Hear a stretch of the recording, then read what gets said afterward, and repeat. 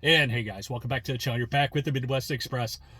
So here we are. It is Tuesday morning, getting to the slow time of the year. We have gotten through the Christmas, Black Friday, Thanksgiving travel period, all the sales with Walmart and Walmart Plus deliveries and everything. It's kind of tapering off now. And as the economy continues to constrict and prices, or I should say, prices continue to go up, inflation's still peaking up. It's not as fast and furious as it was, but it's definitely still increasing, and wages are starting to drop. And, with the Fed raising interest rates, this is kind of what they wanted to happen. And I had a customer this morning, an Uber customer who works for Amazon, and they were told December 10th. That's it. That's the last day they're going to get overtime. They're going back to their 40 hours a week, and it'll be like that until the spring, until the next big peak season. So kind of already wrapping up with the holiday season with the shopping, the travel. Here where I live at, we have the University of Wisconsin, so there'll be a lot of college kids leaving. But because the economy is struggling, so many more people are coming out to drive. And with the increased amount of drivers, the rates are super low. Uber and Lyft are competing against each other, and they are not passing that on to the drivers. They are keeping the prices as low as possible because people are not spending money. People are not going out as much as they were last year or the year before. I think people are starting to budget their money. They're still going out for experiences and special concerts, but they're planning ahead on their transportation. They're not going to pay $30, $40 surge prices. And what that's caused is all the drivers in my area all go to the airport because that's the only place that there might be any chance of any kind of surge. But because everybody conglomerates there, there's never surge prices there. And it is ridiculous. You might wait an hour long to get a ride, and that ride might only be $15, $20 tops. And that's because my market is a very constricted area. It's a small city, so there's not a lot of long distance trips. A lot of people in the holiday travel, a lot of people are expecting family members to come. So they go to the airport, they pick up their family members. I've noticed that a lot more business travelers are using the airport parking lot, where in the past they didn't leave their vehicles there. Now they're leaving their vehicles a lot more. Car rentals are widely available, which again just puts more pressure on Uber and Lyft. And a lot of people,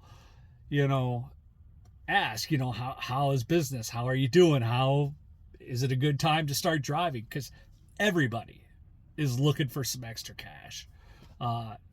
And Friday and Saturday nights, those used to be the rally nights. Those used to be the times to get out and make some really good money in my market. But now there's so many part-time drivers that go out on Friday and Saturday night that it's pretty much not even worth your efforts and time anymore. I'm an early morning guy. I kind of get out early and I work in the daytime. I'm not a nighttime and weekend driver. And the nights I have gone out, it hasn't been advantageous at all. So that's kind of where I'm at right now. I am still making ends meet. I'm still doing this full time. I am retired though, so I'm not like on pins and needles to make a living doing this. And there are a lot of drivers. I gotta take a look at this order. Yeah, I have to accept this. This is a $26 Instacart order. Let's see if I get it. And yeah, so I'm gonna take this order from Costco. I just wanted to check in with you guys, let you know I'm alive and kicking. I hope you're doing well. I started this channel originally to share a lot of how the apps work, because when I first started driving, there wasn't a lot of guidance out there with some of the apps. Easy ones are DoorDash, Grubhub, and whatnot. But when it got to like Walmart Spark at first, when I first started driving, there wasn't a lot of videos out there. And now Walmart does a really good job of giving information to the drivers. Now the payouts aren't as great and things aren't as good, but the information's out there. And I never really wanted to promote my channel as clickbait for you guys. You know, it's always trying to be as informative as possible and what kind of options are out there.